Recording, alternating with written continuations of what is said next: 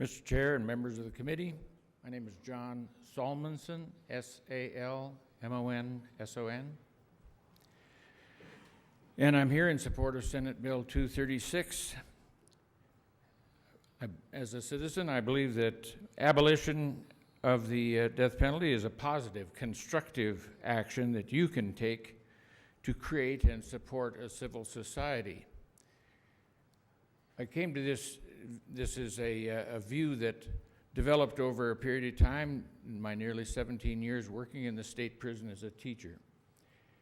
One of my duties as a teacher there was to provide cell study, which is a service to those who, because of physical conditions, health, or security level, cannot come to school, so a service is taken to them, and I provided that service, which of course took me to maximum security and the blocks in that unit, including protective custody at time to time, and for most of the time, individuals on death row.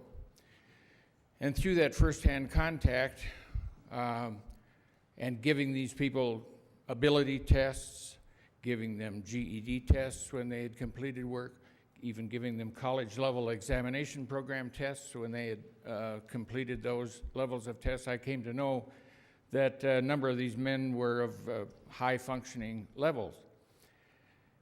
And the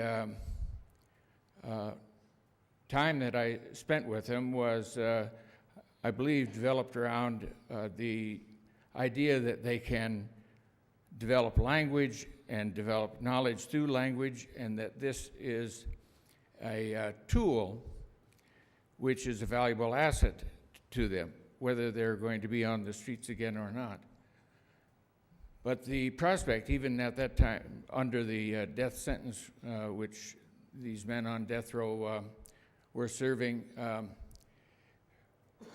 the prospect of lengths of time, which is sometimes said to be not all that difficult a time, is too difficult to serve. Out of my reams of statistics that we had at that time on testing abilities and so forth, some of the highest scores were scored by those men. One of those scores, one of the names, which was actually the highest for a number of years that I was there, took his life some time back. The prospect was just overwhelming, evidently. I would ask you to consider the prospect of changing this method that we have, the protocol that we have today, to life imprisonment without parole.